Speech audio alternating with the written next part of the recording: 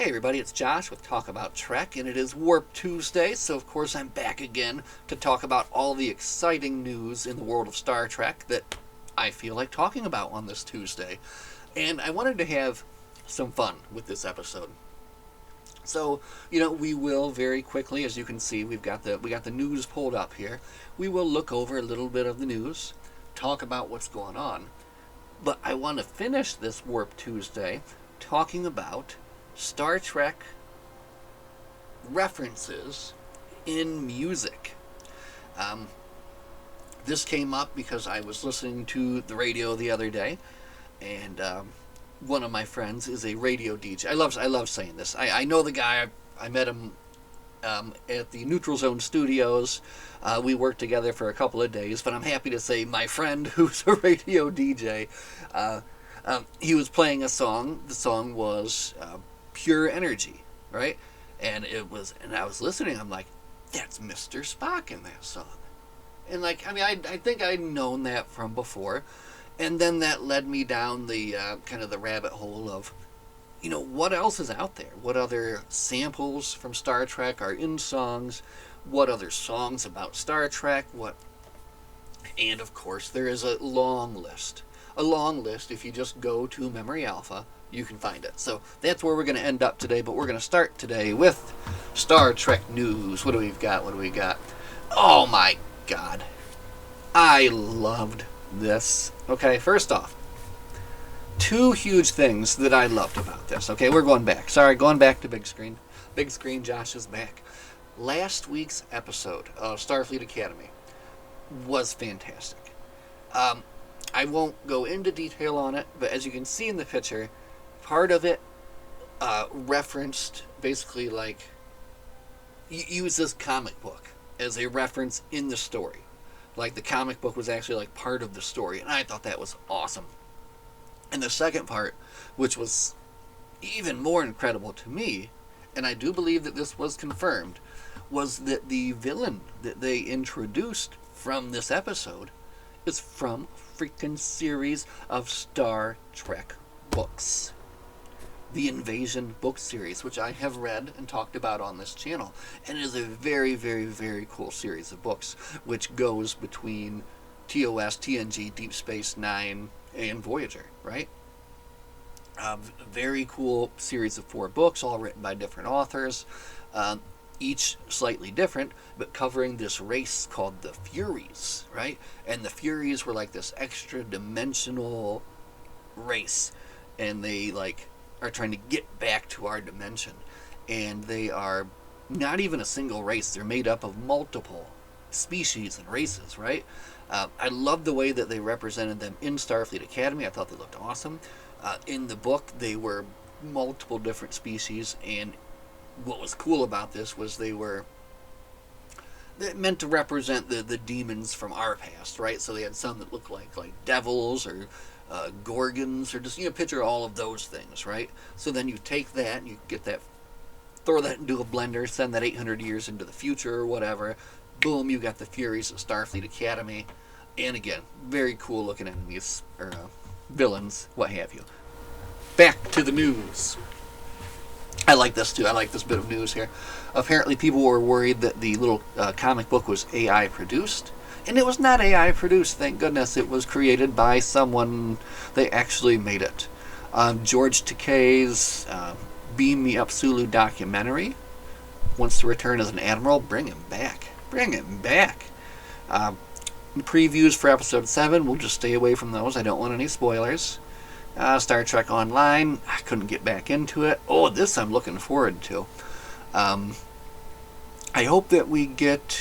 Yeah, it says issue 5 arrives tomorrow, so we will go to the comic book store. We'll see if it's in. I do hope it'll be in there, and if so, we can be talking about that. But The Last Starship has been a very interesting and a very fun series so far. So, no, we don't need to preview anything, but look at the name of the episode. It's called Cozine. I wonder if it's going to be a feature on Genesis. I'm thinking that's what we're going to get this time. I don't know why I'm saying that. That's what's coming out. And Data didn't die in Nemesis? I mean, he blew up. I guess they're kind of saying that he was B4. Right, anyway, we're not getting into that. And the final piece of news that we'll talk about here tonight is tomorrow the release of Star Trek Voyager Across the Unknown. So that's going to be awesome. I'm really looking forward to getting into that. New Star Trek game to play. A Voyager game, too. And confirmed to have some voice acting. Tim Russ, Robert Duncan McNeil, and the theme by Jerry Goldsmith. It's going to be good. It's going to be good fun. So that is all the news. It is Star Trek news that I want to talk about here. But, again, what I really wanted to talk about was this. The Star Trek parodies and pop culture references in music. Because, first off, it's a very fun topic. It led me down a rabbit hole, which led me to very, very, very strange lands. I'm going to pull one up here, which I just thought was pretty hilarious. And it's something that I never knew was something that was in existence either. But anyway, the point is, do you guys know about this? Let's see if this is going to work here. Now, beings of the Blue Order, it is time to present our personal distillation in oral and visual stimulation techniques. We have synthesized... Okay. All right, Beldar, hold on. Anyway, the movie Coneheads. Hilarious movie. I didn't know that they made a little music video, and they surely did. And I will leave it to you to go and enjoy this yourself. And it is thoroughly enjoyable. I'll give you a taste. You get a little taste of it right here. That's it. Okay. That's what you get. But why am I talking about this? Because at this one point during the freaking thing... Here we are. During the music video, they get a hail from the USS Enterprise. Move it or park it, pointy head. Alright, so that kind of popped up when I started doing my initial searches, and I was kind of thrown for a loop. Look at this total wormhole here in the background too, right? That's absolute wormhole. But anyway, we're not here to talk about Conehead Love. You can go check that out yourself anytime. Let's talk about all the other references that kind of came up. And this is a huge list here. And they do go ABC, of course, starting with the numbers. And I had no idea that the song Pain by Tupac from the Above the Rim soundtrack starts with an excerpt from Star Trek V. So, of course, I went and I put the song on, and yep, there's Cybok. Very cool, right? It runs deep. Share it with me. So, I thought that was very interesting. Now, this is a very long list, and there's a lot going on it. And a lot of it is, indie groups and stuff like that. So, we don't have time to go over every single one. But let's kind of hit the big ones here.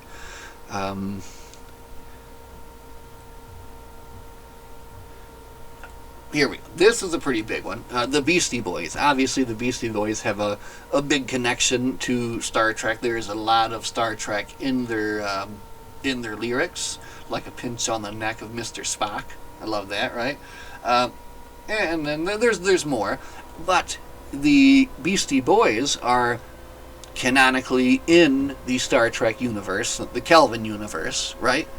Because that is what young Kirk plays as he's stealing that car. So, an interesting connection there that I liked, and I wonder how that came about. Topic for another day. But anyway, the Beastie Boys, a lot of Star Trek references in their music, and again, of course, also used in Star Trek Beyond to blow up the signal when they were trying to, at the end of the movie, right? Jimmy Buffett references Mr. Scott in the song Boat Drinks, along with some other different things here. I keep looking this way. I can just look right here. It's over here, too. This is where I found out about Conehead Love, which was something, again, and I encourage you all to go watch that video and watch that movie if you've not seen it. The Picard song is amazing. I think I've talked about the Picard song before, too. but this guy made just this fantastic, you know, mix by taking all these quotes from Captain Picard and putting them together into this song, which is just fantastic. Again, look, lots of references here. I'm just looking for the ones that I know about most. This one I thought was actually pretty good, and I watched the video. Starship Edelweiss, right? The video is, well, the song, of course, uses the Star Trek theme, and just like, again, watch this one, all right? If you don't know about this one was very fun. I mean, I guess we could take a second to look at it, right? I mean, it's not going to kill us. Yeah, we won't do the whole song. No, let's just get a little bit in there. Let's see how my terrible spell. My God, I am not even close. It's right there already, though. Okay, here we go. So anyway, yeah, listen. Give it just a quick listen. There goes the starship. And of course, the music video here has got them kind of doing their own little. That was Mr. Speck and Yuri, Clara Chekhov, and you know, just different. I like that guy, Jim B. Scotch, right? All right. So you know, it's its own thing. It's its own fun thing. So check that one out. That's very fun. Again, and I'm just skipping over. There's so much here that we could talk about here. Genesis. Puppet of Leonard Nimoy trying to solve a Okay, I skipped over that one completely last time. But there was some other ones here I definitely did want to bring to your guys' attention. Jewel.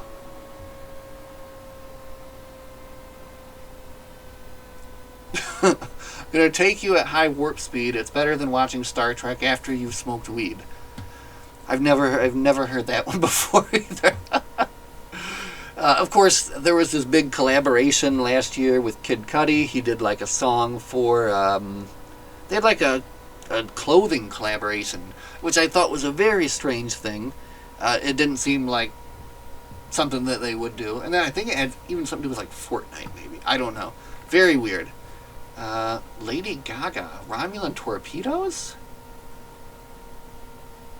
Now I want to listen for that. The end of Just Dance. The sound effect of a Romulan torpedo can be heard in the background? Why? Why? Just one single torpedo? That's fantastic. Alright, let's keep going. Nicki Minaj, Beam Me Up Scotty mixtape. Alright, that's cool. MF Doom. Let me see here. Got a lot. Look at this. A lot of lyrics here. Referencing them. I did actually. I listened to this song by the. I think it's a punk band or something called Millencolin, Vulcan Ears, which I thought was very interesting. Look, we're only on M, right? Look at this. Of course, 99 Luftballons. Everyone's a superhero. Everyone's Captain Kirk. Now this is something also that I really didn't think to talk about too in this one, but of course you have Leonard Nimoy and Nichelle Nichols both putting out their own music. Not only that, they're not the only musicians. Tim Russ is in a band. I know that there's more too. Gosh, I would love to go to the freaking big con they do in Vegas every year, because I think they got a couple of them that get up there and sing, like Max Grodenchek and I can't remember exactly everybody, but yeah, and that would be something I would like to actually find at some point too. Maybe get some actual copies of Mr. Spock's music from outer space, right? That would be pretty cool. So anyway, let's keep moving. Oh, Ookla the Mach. Several Star Trek related things from them. They are a filk rock band. So if you're familiar with them, lots of stuff there. Fish is Star Trek fans. What? 20-second instrumental song called Riker's Mailbox, in which Jonathan. Okay. I was doing research for this last night, and I didn't even see that. Now I want to look that up. Now I want to look at that. 26-second instrumental song called Riker's Mailbox. You know, my son is a fantastic trombone player, and maybe I could convince him to learn to play the song Riker's Mailbox for me. Alright, I'm going to have to find that. I wonder if it's available here for me to listen to.